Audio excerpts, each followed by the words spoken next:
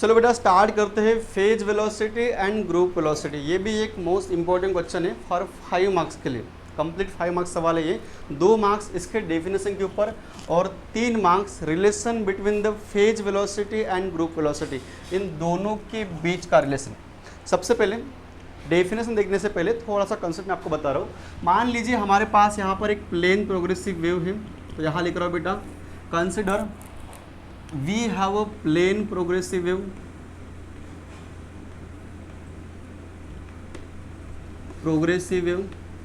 जिसका इक्वेशन होता है already you know y is equal to ये into e power i k x minus omega T. यहाँ ये क्या है तो एम्पलीट्यूड है, और ये जो लिखा है इसे बोलते हैं बेटा फेज, इसे बोलते हैं phase. Let us assume this phase is five, तो यहाँ phase nothing but the five is equal to k x minus omega t. हाँ, ये वेव, ये प्लेन प्रोग्रेसिव वेव कुछ ऐसी वेव जो ट्रैवल कर रही है, मान लीजिए वेलोसिटी v, जिसका एम्पलीट्यूड ये है और ये रहा displacement along the y direction. ये ट्रैवल कर रही है along the x direction y, और ये ट्रैवल कर रही है अलोंग द x डायरेक्शन। अब स्टार्ट करते हैं। एक ऐसी वेलोसिटी, सब लोग प्लीज केयरफुल है, यहाँ हम डेफिनेशन बना रहे हैं। ये रहेगी बेटा हमारी पहली definition. First definition phase velocity बेटा केयरफुली 1 मार्क के लिए डेफिनेशन। एक ऐसी वेलोसिटी जो इस प्लेन प्रोग्रेसिव वेव को फॉरवर्ड डायरेक्शन में ट्रैवल करवाती है, लेकिन जब ट्रैवल करवाती है तब इसका फेज, ये फेज बेटा कांस्टेंट रहता है, ये फेज कांस्टेंट रहता है, ईच कॉल्ड फेज वेलोसिटी। तो यहाँ VP phase velocity. One more time, एक ऐसी वेलोसिटी जो इस प्लेन प्रोग्रेसिव वेव को फॉरवर्ड डायरेक्शन में लेके जाती है, ट्रैवल करवाती है, लेकिन जब ट्रैवल करवाती है तब उसका फेज ये रिमेन्स कांस्टेंट रहता है। That's why this is called phase velocity. तो यहाँ द वेलोसिटी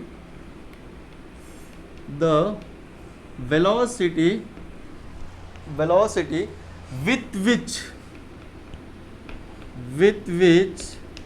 plane progressive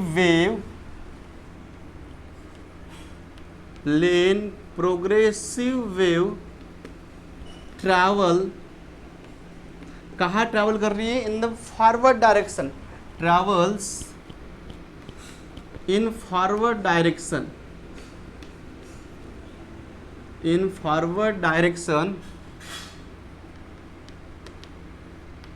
जब ये ट्रैवल करती है तब उसका फेज ये रिमेन्स कांस्टेंट रहता है, such that it's phase remains constant,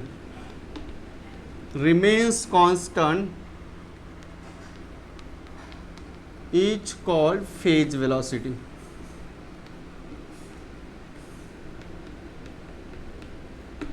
तो ये रही इसकी डेफिनेशन। अब इसका फार्मूला क्या होगा? तो phase velocity VP.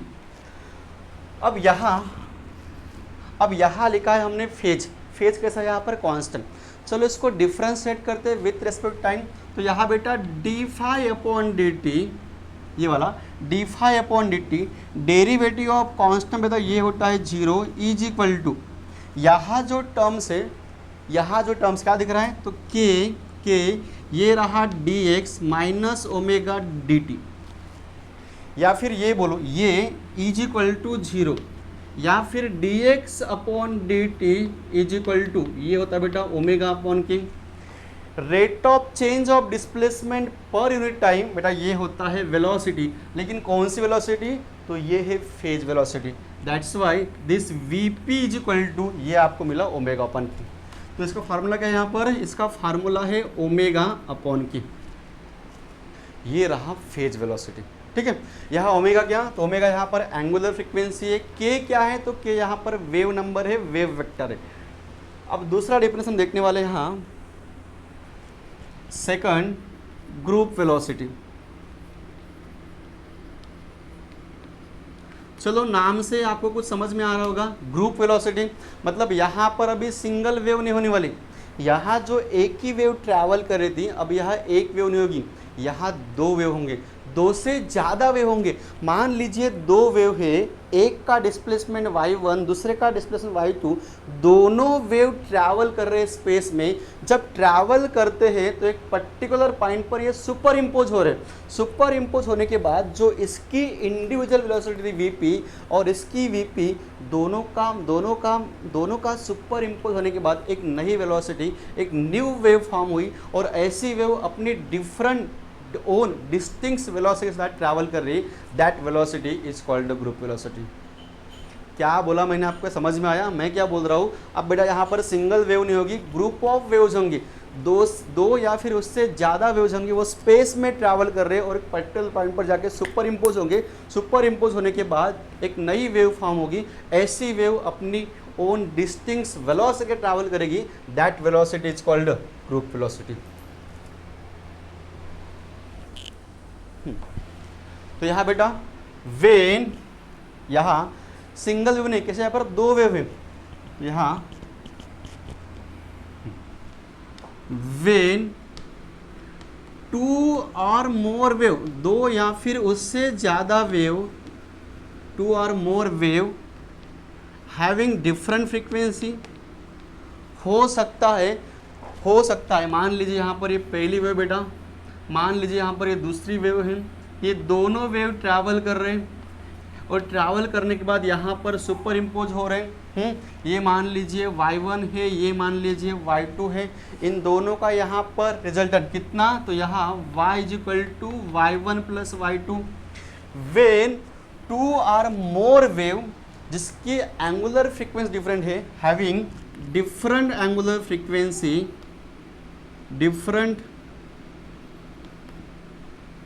different angular frequency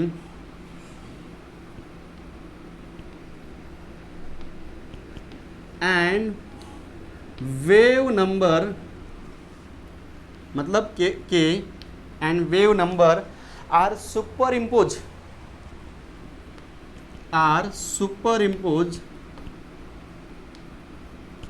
with each other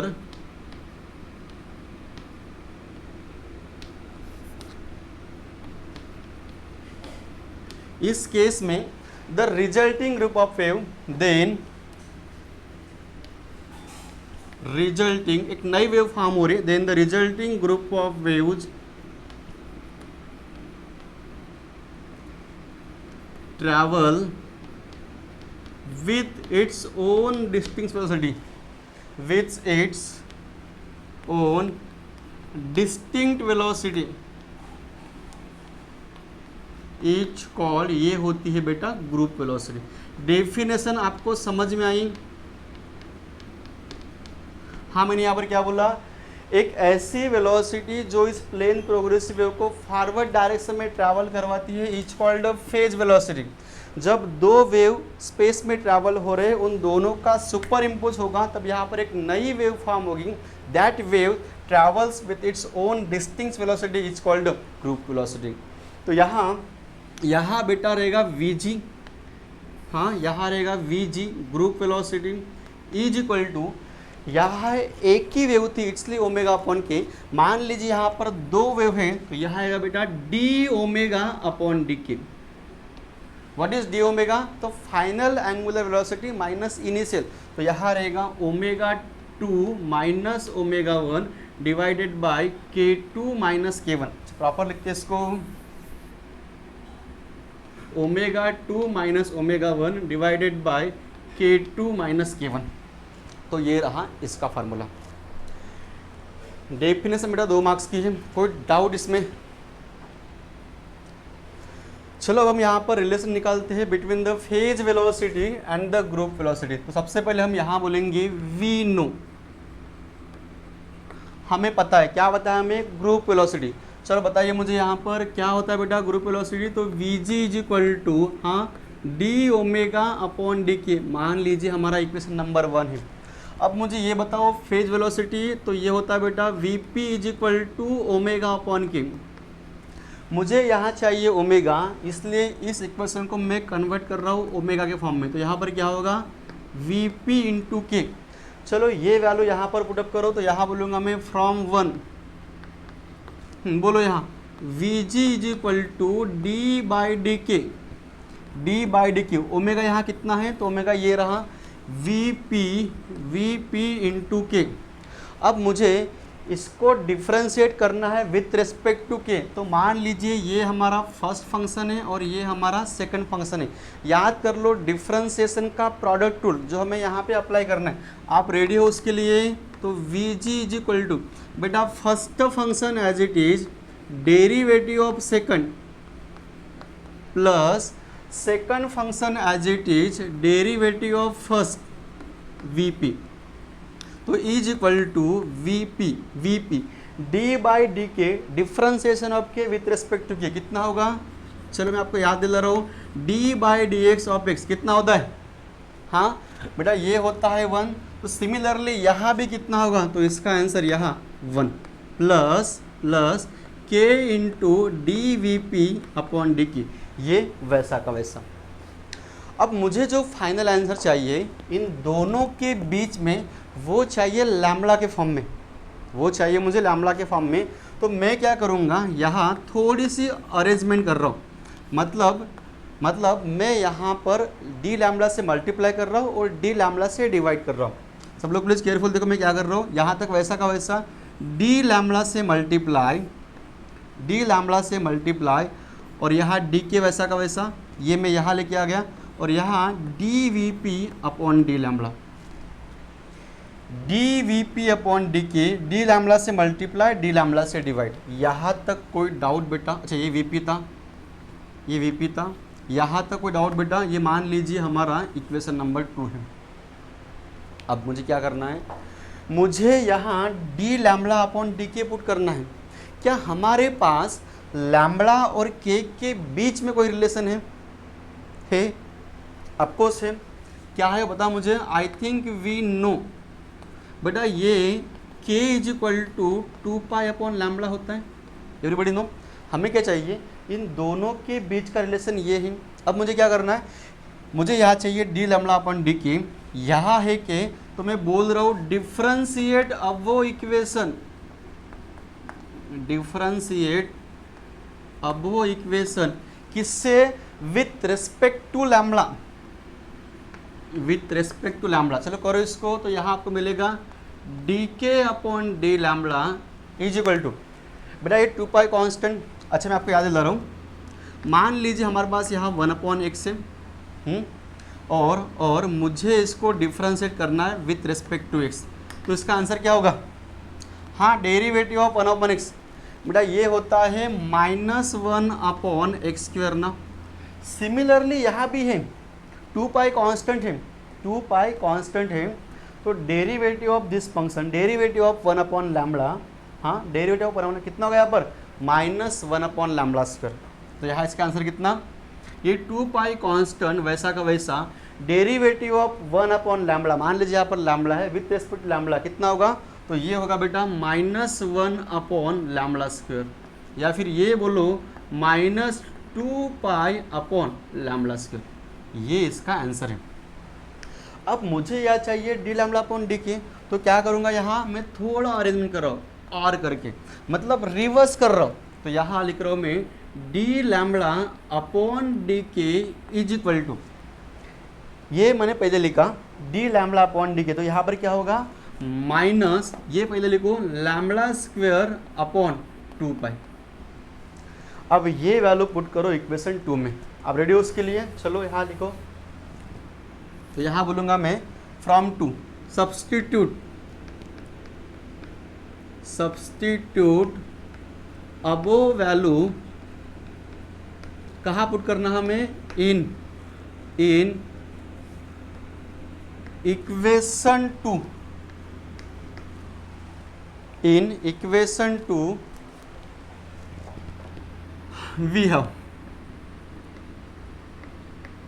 हाँ बोलो यहाँ पर क्या मिलेगा बेटा? ये वाला v g is equal to v p plus ये के वैसा का वैसा डी लैम्बडा अपॉन डी के, ये है बेटा माइनस लैम्बडा स्क्वेयर अपॉन 2 पाई, और यह है D v p upon d lambda, ये वैसा का वैसा। अब हम क्या करते हैं, यहाँ के की वैल्यू पुटअप करते हैं, तो यहाँ लिखते हैं therefore v g is equal to v p, k की वैल्यू कितनी है, तो ये है बेटा 2 pi upon lambda,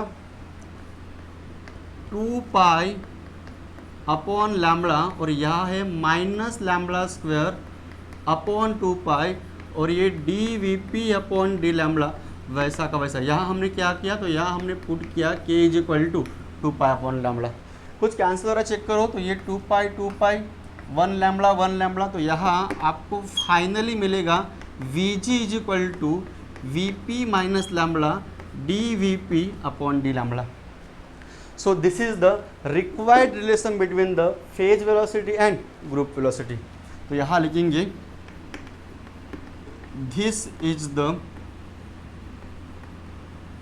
required relation, किसके बीच में, between phase velocity and group velocity. बेटा ये कंप्लीट 3 मार्क का सवाल है। हो सकता है आप यहाँ पे कंफ्यूज हो, तो प्लीज़ आप इसकी प्रैक्टिस कर लो, डोंट वरी, बहुत ईजी है, बस आपको अच्छे से प्रैक्टिस करना है इसकी और सॉल्व करते आना चाहिए। प्लीज़ आप इसे नोट डाउन कर लीजिए। अब हम फेज वेलोसिटी और ग्रुप वेलोसिटी, इन दोनों के बीच का रिलेशन डिस्पर्सिव मीडियम में क्या होगा और नॉन डिस्पर्सिव मीडियम में क्या होगा, वो यहाँ पर देखने वाले हैं। तो हम यहाँ पर 2 स्पेशल केस देखने वाले हैं, तो यहाँ लिखते हैं। अच्छा, सबसे पहले हम यहाँ पर लिखेंगे the relation between the phase velocity and group velocity is, ये है बेटा रिलेशन उन दोनों के बीच का। आई थिंक ये था हमारा इक्वेशन नंबर 3, एम आई राइट। अब यहाँ लिखते हैं स्पेशल केसेस। पहली केस हम देखने वाले हैं, first case for dispersive medium.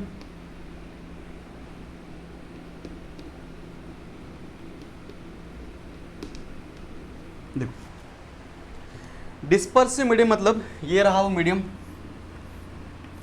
ये रहा डिस्पर्सिव मीडियम। मान लीजिए हमारे पास प्रिज्म है, ये है बेटा प्रिज्म। जब आप लाइट इस प्रिज्म से पास करवाते हो, जब आप ये सिंगल लाइट जब आप इस प्रिज्म से पास करते हो, तब आप ये देखते हो कि इस प्रिज्म के अंदर ये लाइट मल्टीपल बीम में स्प्लिट होती है। बराबर है क्या? ये लाइट यहाँ पर क्या हो रही है, मल्टीपल बीम में स्प्लिट हो रहे हैं। मतलब डिस्पर्सिव मीडियम में, इस मीडियम के अंदर ये जो फेज वेलोसिटी है वीपी, ये वीपी मल्टीपल वेवलेंथ में स्प्लिट होने की वजह से यहाँ मैं ये बोलूँगा कि ये phase velocity function of wavelength है। Are you getting my point? मैं क्या बोल रहा हूँ, मान लीजिए हमारे पास यहाँ पर डिस्पर्सिव मीडियम है, प्रिज्म है। बेटा प्रिज्म के बाहर आपको एक ही वेवलेंथ दिख रही है, मतलब वेवलेंथ यहाँ कांस्टेंट। जैसे ही मैं उस लाइट को पास करता हूँ प्रिज्म से, यहाँ ये लाइट मल्टीपल बीम में, मल्टीपल वेवलेंथ में स्प्लिट हो रही है। दैट मीन्स कि फेज वेलोसिटी इस प्रिज्म के अंदर ये फंक्शन ऑफ वेवलेंथ है। अगर ये फंक्शन ऑफ वेवलेंथ है, मतलब यहाँ ये वेरिएबल है, तो इसका डेरिवेटिव क्या 0 होगा विथ रेस्पेक्ट टू लैम्बडा? तो बिल्कुल नहीं। डेरिवेटिव अगर 0 नहीं हो रहा, ये टर्म 0 नहीं हो रहा, तो इन दोनों में से बड़ी वैल्यू कौन सी होगी? अगर ये टर्म 0 नहीं हो रहा, तो आपको Vg is equal to Vp minus ये टर्म, इसका मतलब ये Vg, यहाँ ये Vg ग्रुप वेलोसिटी ये छोटी है as compare to phase velocity. तो बेटा ये इसका आंसर है। इन डिस्पर्सिव मीडियम ये group velocity always less than phase velocity रहता है। तो एक बार ये भी सवाल पूछा गया था, so that in dispersive medium group velocity is less than the phase velocity. ठीक है, तो यहाँ लिखते हैं दज ग्रुप वेलोसिटी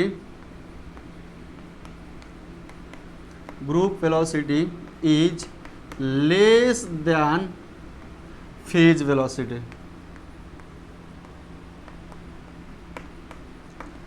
सेकंड केस हम देखने वाले for non dispersive medium. Second case for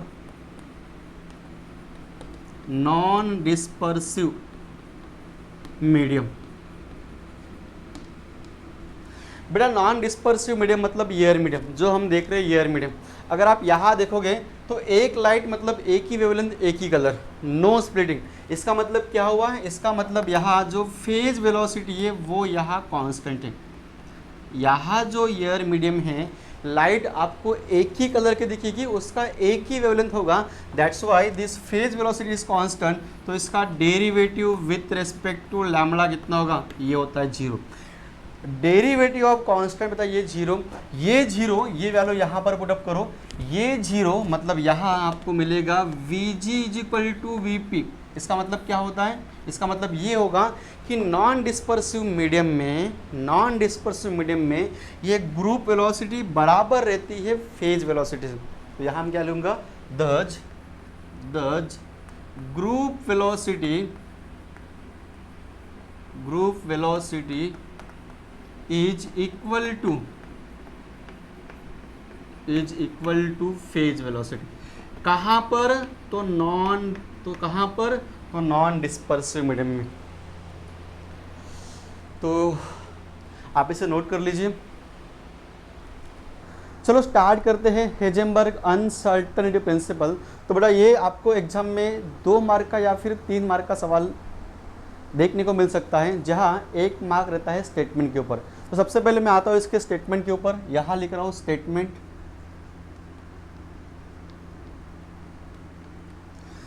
लिखने से पहले मैं आपको एक छोटा सा कंसेप्ट बता रहा हूँ। यहाँ कंसेप्ट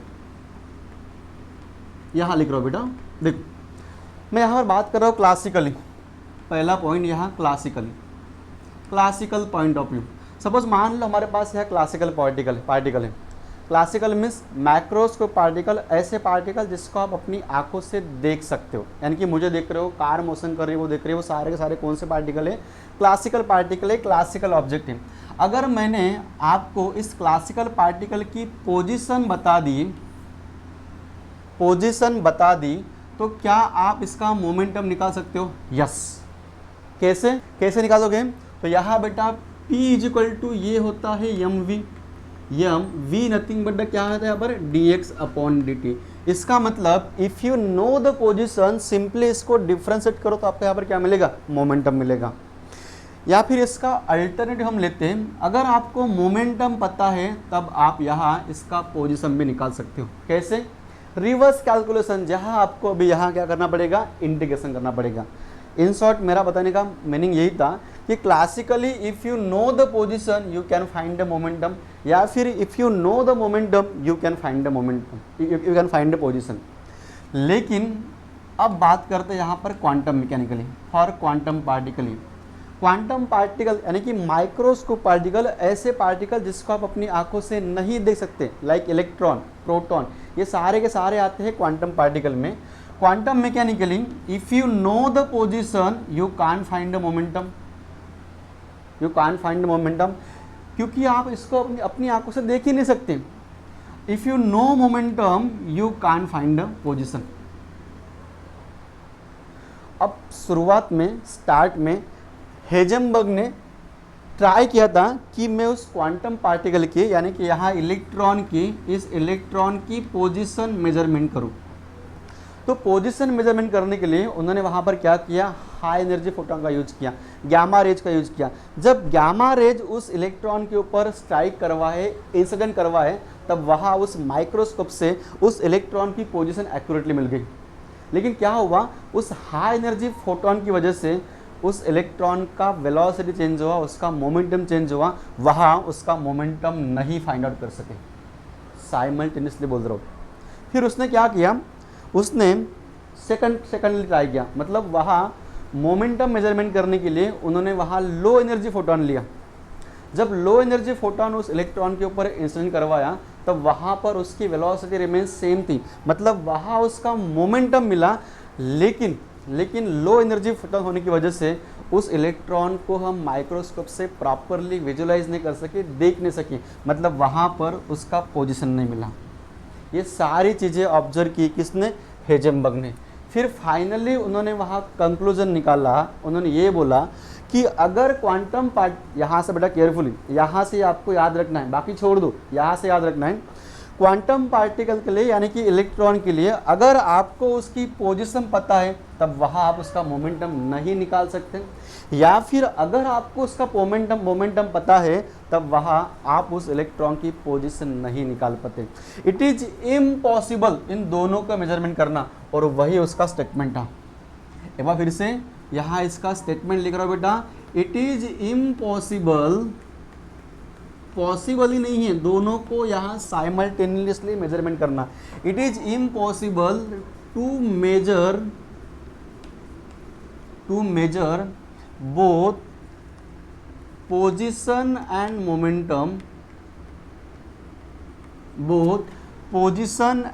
मोमेंटम, मोमेंटम किसके लिए? So for a quantum particle, for a small particle, for a small moving particle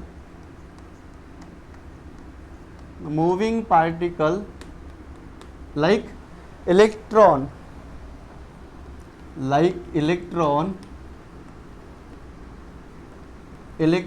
with a great accuracy, या फिर एक अच्छी accuracy, desired accuracy,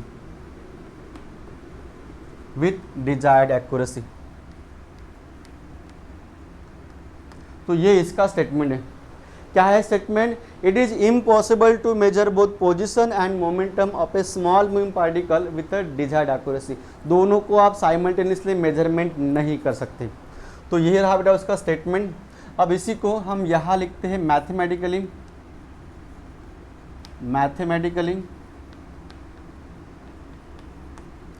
सब लोग प्लीज केयरफुली बोर्ड के ऊपर कॉन्सेंट्रेट करो।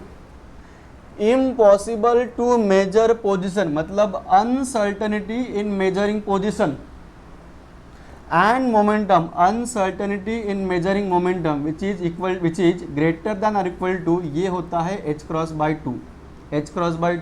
ये किसने बोला? तो ये बोला है हेजनबर्ग ने। ये मान लीजिए आपका इक्वेशन नंबर 1 है। अब यहाँ, अच्छा पहले इसको मैं ऐसे कर रहा हूँ।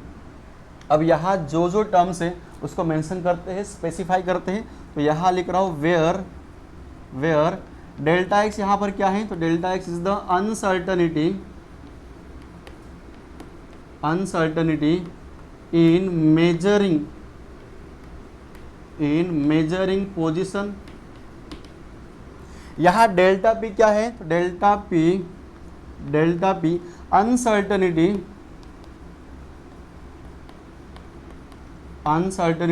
इन मेजरिंग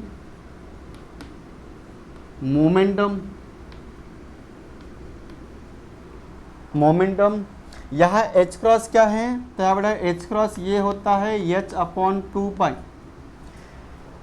h ये है बेटा प्लांक्स कांस्टेंट, h/2π इसे बोलूँगा मैं h क्रॉस, जिसे हम बोलते हैं रिड्यूस प्लांक्स कांस्टेंट। क्या बोलते हैं इसे?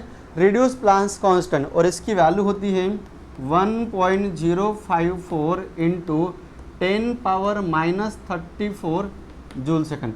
जब आप यहाँ इसकी वैल्यू पुटअप करेंगे और उसको डिवाइड करोगे 2π से तो आपको ये वैल्यू मिलेगी।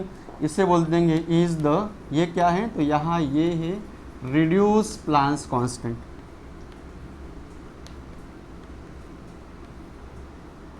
Reduce Planck's constant. कोई डाउट इसमें? तो ये रहा बेटा स्टेटमेंट।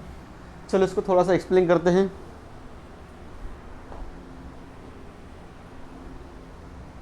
यहां लिख रहा हूं explanation.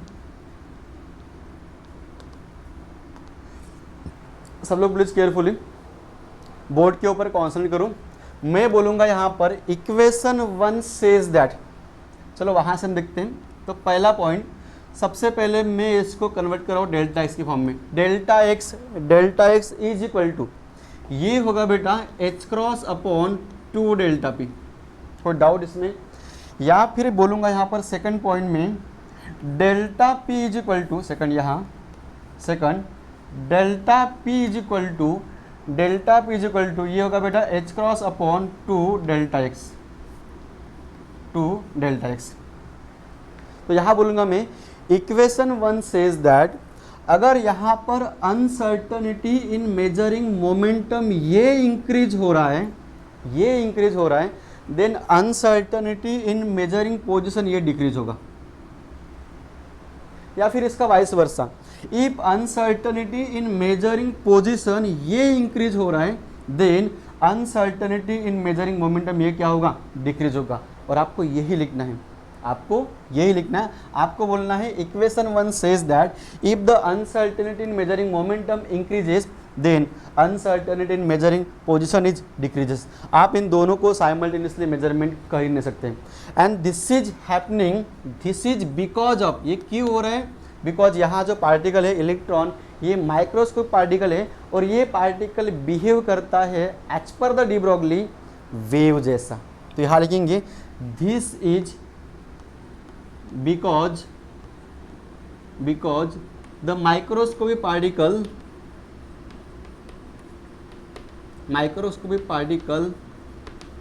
electron behaves like a wave। तो ये इसका एक्सप्लेनेशन है। कोई डाउट इसमें? चलो स्टार्ट करते हैं। पहला problem based on the Heisenberg uncertainty principle. तो बेटा ये रहा हो पहला क्वेश्चन। आप इस क्वेश्चन को केयरफुली रीड करो। यहाँ लिख रहा हूँ मैं सॉल्यूशन पार्ट। क्या आपने रीड कर लिया? अगर रीड कर लिया हो तो मुझे इसका गिवन डेटा बताओ। देखो, an electron is travelling at 200 metre per second. मतलब बेटा ये वैल्यू है वेलोसिटी की। कितना दिया है वो? तो वो दिया है 200 मीटर पर सेकंड। पॉसिबल ऐसे ही क्वेश्चन पूछते हैं एग्जाम में based on the Heisenberg uncertainty principle with accuracy of 0.05। Carefully पढ़ो। An electron is travelling at 200 metre per second, लेकिन कैसे? With accuracy. मतलब बेटा ये वैल्यू है डेल्टा वी अपॉन वी। आपने शायद 11वीं क्लास में पढ़ा होगा एरर एनालिसिस। तो वहाँ जैसे आपको ये वर्ड दिखे विथ एक्यूरेसी, मतलब वहाँ पर विथ एक्यूरेसी किसका बोल रहा है? ये वेलोसिटी का। मतलब बेटा ये वैल्यू है डेल्टा वी अपॉन वी की वैल्यू है। कौन सी वैल्यू? ये वैल्यू विथ एक्यूरेसी। तो यहाँ लिखा हूँ मैं 0.05%। चलो इसको सॉल्व करते हैं। 0.05% मतलब डिवाइडेड बाय 100। तो यहाँ कितना होगा? 2 पॉइंट में यहाँ सेट कर रहा हूँ। तो 5 इंटू 10⁻², ये भी ऊपर जाएगा, ये होगा 10⁻²। तो अल्टीमेटली यहाँ आपको मिला डेल्टा वी अपॉन वी कितना बेटा? ये मिला आपको 5 इंटू 10⁻⁴। यहाँ से हम डेल्टा वी निकालते हैं। दिस बिकम्स, यहाँ से हम डेल्टा वी निकालते हैं। Therefore delta v is equal to, ये निकाल रहे हैं हम लोग, delta v is equal to 5 into 10⁻⁴, ये वाला, ये यहाँ मल्टीप्लाई करो तो क्या होगा? Into v. Therefore delta v is equal to, ये वैसा का वैसा 5 इंटू 10⁻⁴ इंटू वी। कितना है ये? तो ये है 200। बोलो कितना होगा ये? तो इज इक्वल टू 10⁻³ इंटू 10⁻⁴। तो ये होगा 10⁻⁻1। 10⁻⁻1 नथिंग बट द 0.1 ना, 0.1 मीटर सेकंड। किसकी वैल्यू है ये? ये है डेल्टा वी की वैल्यू। अब यहाँ पर यूज करते हैं हेजेनबर्ग अनसर्टेनिटी प्रिंसिपल। चलो यहाँ लिखते हैं यूजिंग हेजेनबर्ग अनसर्टेनिटी प्रिंसिपल। हाँ बोलो यहाँ पर सब लोग। Delta x into delta p is equal to h cross by 2। Direct लिख रहा हूँ मैं। यहाँ था ग्रेटर देन और इक्वल टू, लेकिन आप डायरेक्ट इसको इक्वल टू लिख सकते हो। यहाँ मुझे क्या निकालना है? तो पोजीशन निकालना है। तो यहाँ बोलूँगा मैं delta x is equal to h cross upon 2 delta p. बेटा यहाँ पर लिखा है delta p, p is equal to m v ना। हाँ, अगर P is equal to m v mass यहाँ कांस्टेंट है, तो यहाँ डेल्टा P मास कांस्टेंट, ये क्या मिलेगा आपको, m इंटू डेल्टा वी। तो यहाँ पर मैं क्या लिखूंगा, 2 into m into delta v. ये समझ में आपको, हाँ ये समझ में आया। चलो अब यहाँ इसकी वैल्यू पुटअप करते हैं। Therefore delta x is equal to, बेटा एच क्रॉस ये होता है हाँ 1.054 into 10⁻³ divided by 2 into mass. किसका मास कहा गया, ये रहा इलेक्ट्रॉन। तो इलेक्ट्रॉन का मास कितना रहता है, ये रहता है 9.1 इंटू 10⁻³ kg। चलो यहाँ पर पुटअप करो, तो ये होगा 9.1 इंटू 10⁻³ इंटू डेल्टा वी, ये हमने यहाँ निकाला है 0.1। ये सारे वैल्यूज़ बेटा कैलसी में फिट कर लो और कैलकुलेट करके मुझे बताओ कितना आंसर आएगा इसका। हाँ बोलो यहाँ इसका आंसर कितना आएगा, चलो बताओ मुझे। तो इसका आंसर बेटा 5.80 इंटू 10⁻⁴ मीटर। तो ये रहा इसका आंसर। तो फाइनली आपको क्या लिखना है, दज अनसर्टेनिटी इन मेजरिंग पोजीशन कितना आ रहा है ये, तो 5.80 इंटू 10⁻⁴ मीटर। तो ये रहा इसका आंसर। कोई डाउट इस क्वेश्चन में, लिख लो बेटा, नोट कर लो। चलो स्टार्ट करते हैं Schrodinger equation of motion. Listen carefully. जिस तरह से क्लासिकल मैकेनिक्स में मोशन ऑफ पार्टिकल डिस्क्राइब करने के लिए न्यूटन्स लॉज ऑफ मोशन है, सिमिलरली क्वांटम मैकेनिक्स में मोशन ऑफ क्वांटम पार्टिकल के लिए, इलेक्ट्रॉन का मोशन डिस्क्राइब करने के लिए हमारे पास है स्क्रॉडिंजर इक्वेशन ऑफ मोशन। अब ये स्क्रॉडिंजर इक्वेशन दो टाइप का है। पहला होगा टाइम डिपेंडेंट, जो टाइम पर डिपेंड करेगा एक्सप्लिसिटली, या फिर टाइम पे इनडिपेंडेंट करेगा, जिसे बोलूँगा मैं टाइम इंडिपेंडेंट स्क्रॉडिंजर इक्वेशन। अब exam point of view, exam में आपको डायरेक्टली वो लिखने को बोलते हैं, स्क्रॉडिंजर इक्वेशन लिखो, डिराइव नहीं करने को बोलते हैं। मतलब आज तक जो मैंने क्वेश्चन देखे कभी भी ये इक्वेशन डिराइव करने को नहीं बोला है। तो मैं भी आपको उसी पॉइंट में पढ़ाऊँगा। देखो इसको हम याद कैसे करेंगे, याद कैसे करना है मैं आपको बता रहा हूँ, लेकिन उससे पहले इसको याद करने के लिए, इसको लिखने के लिए हम यहाँ पर यूज करेंगे ऑपरेटर का। आपको दो ऑपरेटर याद रखना है। सब लोग प्लीज़ बोर्ड के ऊपर केयरफुली कॉन्सेंट्रेट करो। यहाँ पर मैं बोलूँगा आपको याद रखना है, x cap is equal to, बेटा ये होता है x, these are the operator in quantum mechanics. X cap equal to ये होता है एक्स, पी एक्स कैप ये होता है बेटा minus i h cross del by del x. आपको ये याद रखना है। अगर आप याद नहीं रखोगे तो आपको ये लिखने में डिफिकल्टी जाएगी, आप ये नहीं लिख पाओगे। E cap is equal to, बेटा ये होता है i h cross del by del t. P x cap is equal to यहाँ रहेगा माइनस आई एच क्रॉस, यहाँ रहेगा प्लस आई एच क्रॉस। ये डिपेंड करेगा स्पेस के ऊपर, that's why del by del x. ये डिपेंड करता है टाइम के ऊपर, that's why del by del t. क्या आपको याद रहेगा? अब हम यहाँ पर बात करते हैं मोमेंटम ऑपरेटर। सॉरी, ये रहा मोमेंटम ऑपरेटर। हम यहाँ पर बात करते हैं काइनेटिक एनर्जी ऑपरेटर। तो यहाँ काइनेटिक एनर्जी यानी कि t cap I think we know half m v square. चलो वहाँ m से मल्टीप्लाई करो और m से डिवाइड करो, तो वहाँ पर क्या होगा? I think we know kinetic energy nothing but the half m v square ना, हाफ एम वी स्क्वायर। चलो यहाँ m से मल्टीप्लाई करो और m से डिवाइड करो, तो ये होगा m square v square upon 2m। m square v square nothing but the p square upon 2m ना, p square upon 2m।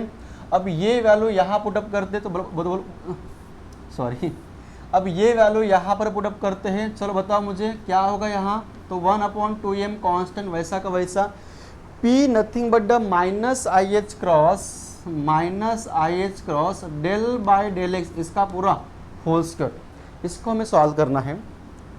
Therefore t cap is equal to minus का square plus i का square फिर से minus, अगर आपको समझ नहीं आता लिख लो बेटा, आई स्क्वायर ये होता है -1, माइनस का स्क्वायर प्लस आई का स्क्वायर फिर से माइनस, और यहाँ रहेगा एच क्रॉस, तो minus h cross square upon 2m del square upon delta x square. तो ये है बेटा काइनेटिक एनर्जी ऑपरेटर। अगर आपको ये याद रहा, आपको ये याद रहा तो आप डायरेक्टली ये स्क्रॉडिंजर इक्वेशन डिराइव कर सकते हो, आप याद रख सकते हो, रफ में इसका कैलकुलेशन कर सकते हो। और बेटा ये इंपॉर्टेंट है 5 मार्क के लिए, very very important, that's why ये आपको याद रखने ही रखने, उसमें कोई ज़्यादा है नहीं, बहुत ईजी है। चलो पहला स्टार्ट करते बेटा, टाइम डिपेंडेंट, जो टाइम पर डिपेंड करेगा, time dependent Schrodinger equation.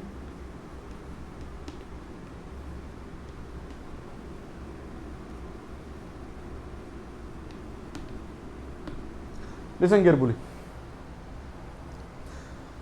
Suppose मान लीजिए हमारे पास यहाँ कोई पार्टिकल है, इलेक्ट्रॉन है। इलेक्ट्रॉन जब मोशन करेगा, कहाँ मोशन करेगा, टाइम डिपेंडेंट पोटेंशियल में मोशन करेगा, तो ऑफकोर्स जो उसका इक्वेशन बनेगा टोटल एनर्जी, वो डिपेंड करेगी उसकी kinetic energy plus potential energy. Potential कौन सा, तो ये रहा टाइम डिपेंडेंट पोटेंशियल। चलो यहाँ इसकी वैल्यू पुटअप करते हैं, या फिर मैं बोलूँगा इस पूरे इक्वेशन को मल्टीप्लाई करो साई से। साई क्या है यहाँ पर, तो साई ये वेव फंक्शन।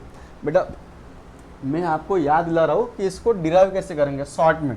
तो यहाँ ई साई, साई से मल्टीप्लाई करते हैं, e psi t psi plus v psi. अच्छा यहाँ पर टी क्या है, तो ये रहा टी, सॉरी कहाँ पाज नोले। Now replace this physical quantity with its operator. तो यहाँ हम बोलेंगे रिप्लेस द फिजिकल क्वांटिटी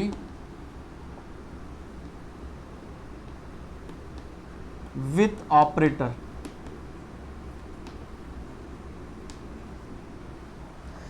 ई को रिप्लेस करो तो ये रहा बेटा ई कितना है यहाँ, तो ये है i h cross del psi by del t. T कितना है, तो टी है minus h cross square upon 2m minus h cross square upon 2m del square psi upon delta x square plus v psi. And this is the Schrodinger time dependent equation of motion. ये equation depend कर रहा है time के ऊपर, that's why this is called the time dependent Schrodinger equation. अब दूसरा हम देखने वाले हैं second time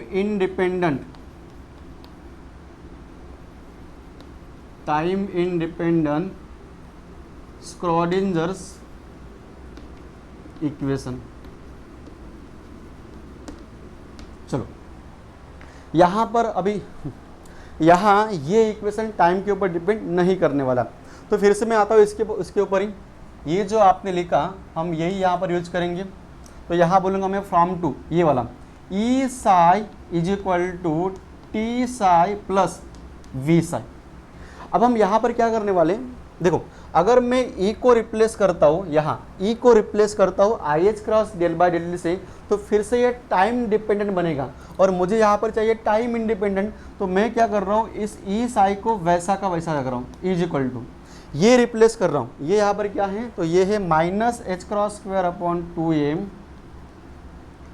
del square psi upon delta x square plus v psi. अब इसको हमें अरेंज करना है, मुझे एक्चुअली इसको अरेंज करना है सेकंड ऑर्डर डिफरेंशियल इक्वेशन। मतलब क्या रहेगा यहाँ रहेगा बेटा d square y upon d x square plus y is equal to 0। मुझे इसको इसके फॉर्म में एक्सप्रेस करना है, तो कैसे करेंगे, चलो यहाँ पर करते हैं इसको। पहले मैं इसको ये लिखूँगा, तो minus h cross square upon 2m del square psi upon delta x square is equal to ये वैसा का वैसा। इसको मैं यहाँ लेके आ रहा हूँ, तो ये होगा बेटा ई साई माइनस वी साई, या फिर ये होगा ई माइनस वी इंटू साई। अब इसको हमें इसके फॉर्म में लिखना है, तो मुझे ये टर्म चाहिए, तो ये टर्म मुझे नहीं चाहिए यहाँ पर, तो क्या करूँगा मैं इसको मल्टीप्लाई करूँगा या फिर इसको यहाँ ट्रांसफर कर रहा हूँ, तो यहाँ आपको मिलेगा del square psi upon delta x square is equal to -2m upon h cross square into E minus V into psi. यहाँ मुझे जीरो चाहिए, मतलब मुझे इसको इक्वल टू जीरो लिखना है, तो यहाँ लिखूंगा बेटा del square psi upon delta x square plus 2m upon h cross square E minus V into psi is equal to zero.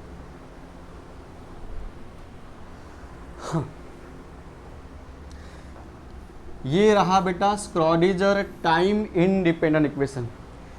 अगर आप इस इक्वेशन को पढ़ोगे तो इस इक्वेशन में कहीं भी टाइम टर्म इन्वॉल्व नहीं है, that's why this equation is called time independent Schrodinger equation. इस इक्वेशन में यहाँ टाइम टर्म इन्वॉल्व है, that's why this is called time dependent Schrodinger equation.